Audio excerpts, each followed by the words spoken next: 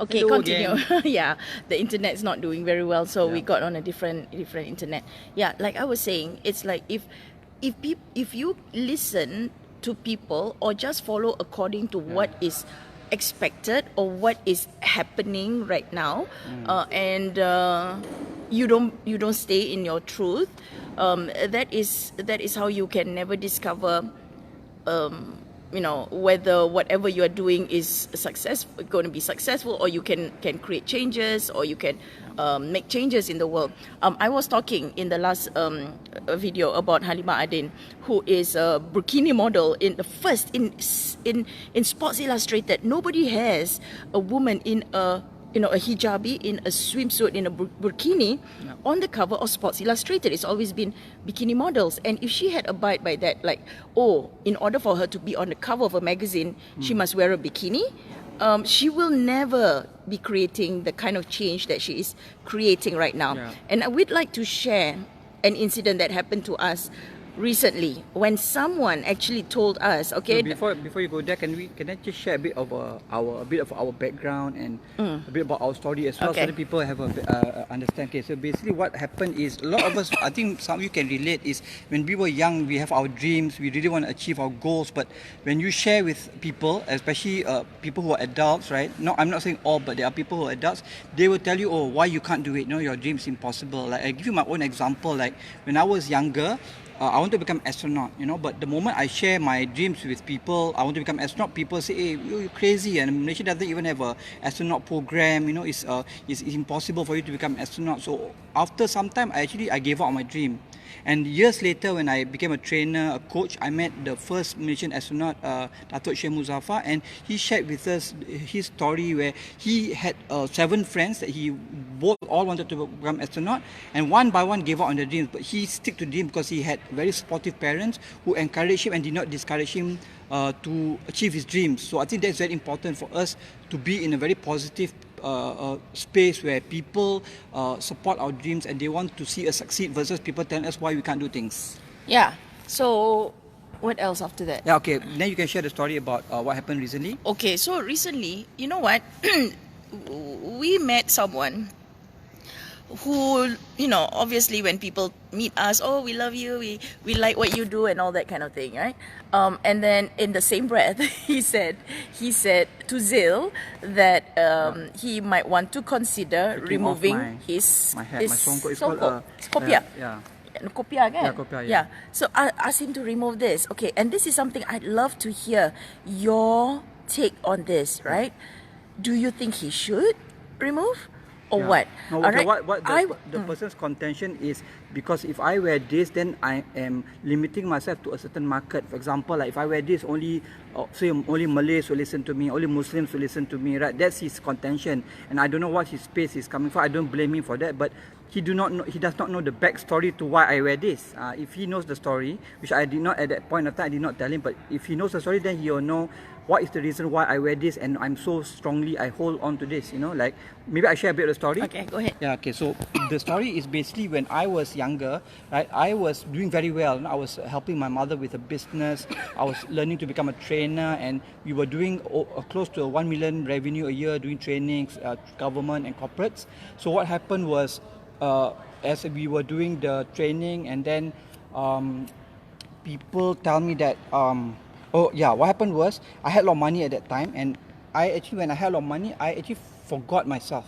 Like, I did a lot of things which I'm not proud of. I used to use the money in the wrong way. I had a lot of friends around me at that time. And then what happened was, sometimes I teach this now. I said, sometimes when we are not on our purpose and not our path, we will get reminders telling us that taps telling us that we are on the wrong path, and we need to correct our path until the tap becomes bigger and bigger, until it becomes a sort of a tight slap. So I think that's what happened to me. I got a major wake-up call, where I actually lost all my life savings through a bogus scheme, and I lost all my friends, because when I lost my money, I couldn't contact my other friends, and they did not want to answer my call. And this is the so-called rich friends I had, very high level friends. They are children of VIPs and all this. So they totally did not pick up my call, even though I call them not to ask for money, but I call them for support as a friend. And those people who actually helped me sincerely, I was really down at my life at that point. At one point, I really even considered to commit suicide because I was so distraught with life. I said, what's more to that? There's no more success in life. I said, I lost everything, lost friends, lost money. And what happened was those people who I totally unexpected that helped me, those people who are very spiritual, those people who are very spiritual people, they love God, they want to do good things in their life, and even though they are not rich, but they help me unconditionally, even they themselves have money, but they help me unconditionally to get out from where they are, from where I am, that dark place. And because when that thing happened, I remember that time, my late mother used to teach me this prayer. Let's say when you are down in your life and when you hit rock bottom and you consider to commit suicide, you always read this prayer.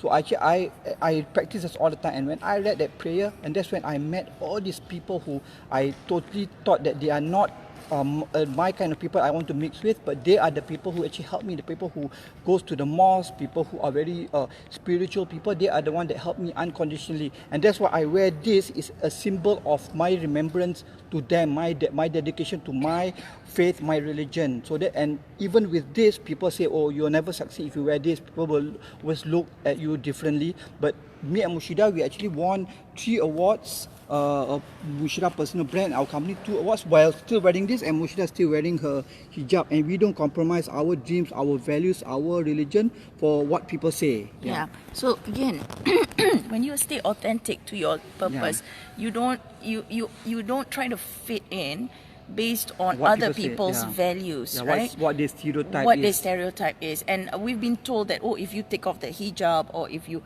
I will get better jobs. Yeah.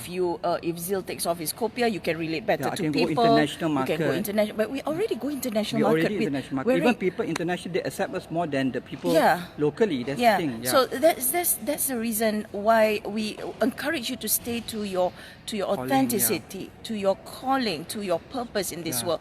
And a lot of people, they don't do that because there's no support system. And like Zil said, there's a lot more haters, not a lot more negative people.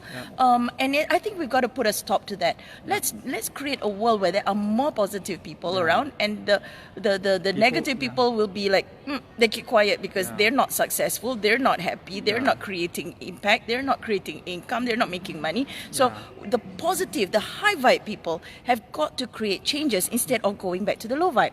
And you know what? When I was in university, I was wearing the hijab, and I was, we had this human resource training where they teach you how to go for interviews, how to dress up, and all that. And I was very good at the way I presented myself during the interview.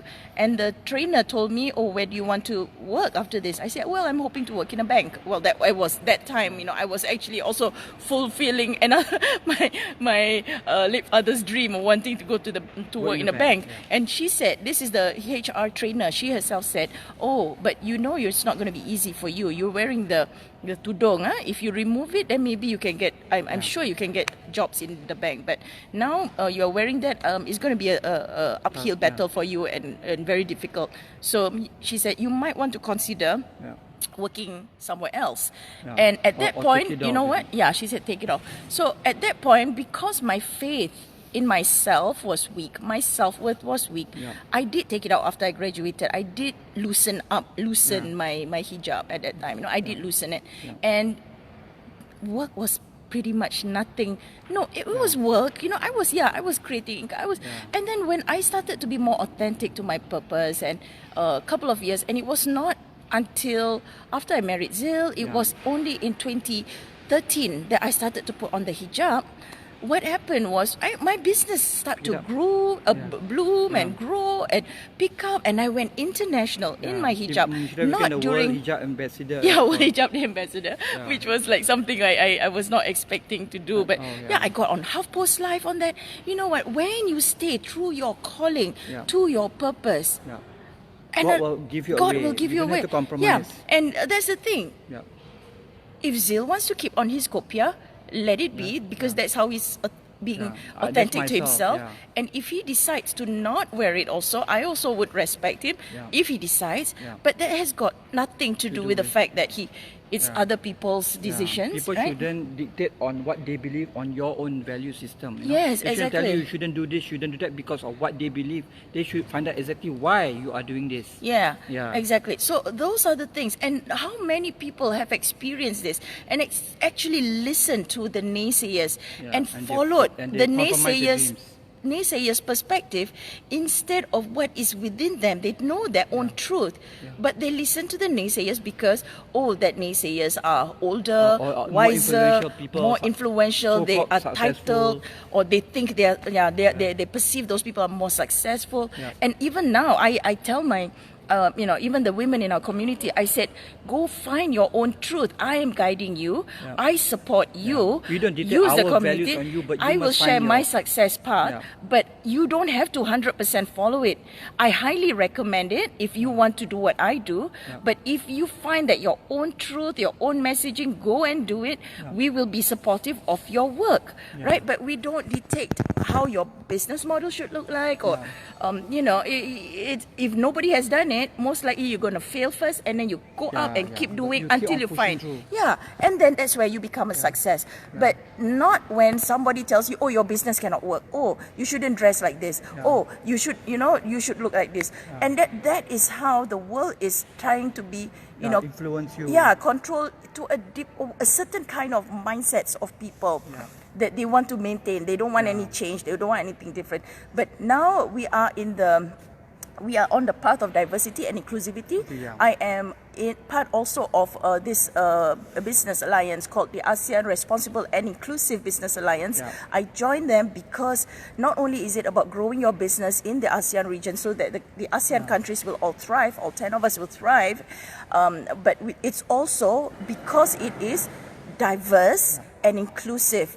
And this is something I stand for. We don't look down on Yeah. anybody, whether if they're handicapped or they Yeah. are different religion, color, or whatever. We accept everybody and we practice fair Yes, wages, fair we practice wages. fair trade, we practice integrity in Yeah. business, that kind of thing. Yeah, and if their religion requires them to wear a certain garb, by all means, it is what you they are. shouldn't be prevented from it. Exactly, Yeah. and it's all about how are you adding value to the world? How are you adding value to other humans? How are you protecting in the environment? These are the things that we really, really are passionate about and would love other humans to be focused on instead of, oh, you should not wear this, or you should look whiter, you should look darker, you should look brighter, that sort of thing. Yeah. And we have been living in standards that was put on to us We follow by people, other people's people that standard. are more influential. We follow and we follow under them. But even though they teach the wrong things, we still follow because we have our self-worth. But now knowing what we have gone through in our lives and what we have experienced, we refuse to go there anymore. We set up our own community, the Live a Legacy Conscious Business Community, to have positive, high vibe people that we support each other no matter what. And it's amazing the kind of people we are attracting. The people that just join our community are people who are really passionate in helping others. We have animal lovers in there. We have people who are doing work for the special needs children. They are called special, but for many years they are not given the kind of education that actually will enhance their learning based on their own powers. They have a different set of powers compared to the so-called normal people, right? But we have women in our community that are developing modules for this growth of children. Yeah. We've just had a new member also in our community who this one don't share yet because the story don't share yet. We will. who believe we'll in talk what? about Mental health. But don't share the whole story. Yeah, yet. no, not sharing the whole story, but about the mental health issue and about a lot of things that are people think this is what mental health problem is all about. But because of this person's discovery, this is about helping. Their own study. This is also about helping a lot of people out there. So we have amazing people, not just women but men in our community that are really adding value. And if you resonate this message with us, if you believe that we all as humans should come together, no matter how you look like, how you dress, whatever your religious beliefs, but as long as you are adding shouldn't be value, judged for it, right? and you are a spiritual person, because we know that people who have spirituality will want to do good in the world, right? And create income. This is the group of people we welcome and we'd love for you to be in our community. Yeah, just book a PM call, us, yeah. book a call with us. We can send you a Calendly link and book a call, and let's work on how is best that we can support you and grow. And that's why we call our community Leave a Legacy, because your legacy is your message, and most people live their life living other people's messages, and it's not theirs. It's not authentic to them. And then when they live on, they pass on to this world, the message that people get, like what people say about them, is totally opposite of what they want people to say or what they want to leave behind, you know. So it's quite sad. Yeah. So let's not do this. Let's work together and create more good and authenticity and respect one another as human beings. I think it is. Success. Yes. Let's do that, and let's keep in touch with all of. Okay, have a Bye. blessed Saturday, everyone. Bye-bye. Assalamualaikum.